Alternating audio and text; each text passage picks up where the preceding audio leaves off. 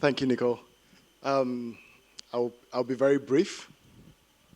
I think the message is quite clear with respect to what the future of the gold ecosystem ought to be. I began by saying, what's the probable future that we want? Everyone has a point of view regarding what that future looks like. But from all the comments that the panel has made, it's clear that a lot of work has to be done with respect to market development, creating knowledge, creating the right brand perceptions, inventing the financial instruments, coordinating on government policy when it comes to miners, both small and large, et cetera, et cetera, et cetera. It's a long laundry list of things to be done.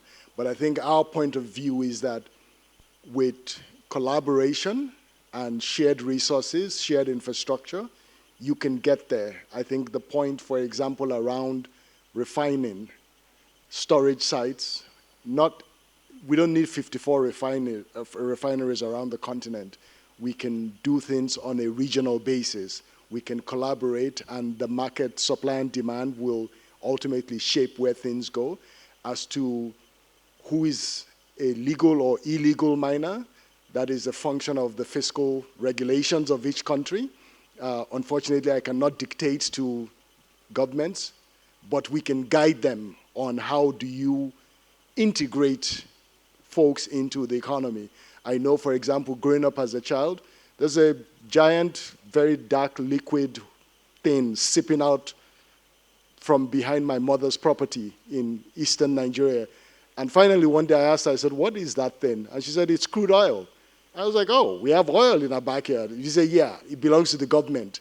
But the land was historically my mother's family's land. The state, the African state, has essentially taken charge of all those assets. And we have to figure out a way to bridge the gap between the controlling logic of the state and how we integrate our people into an economic infrastructure that works for them as well. So for us at the AGC, we invite you to become members, we invite you to become partners, and we invite you to go on this journey with us to make gold work for Africans.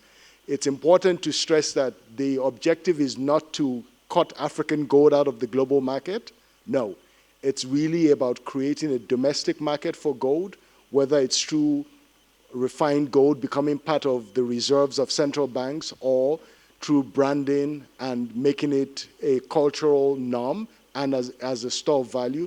It's really about increasing the economic complexity between Africa and the world when it comes to gold and making sure that some of that value creation is in the hands of the folks who help invent it.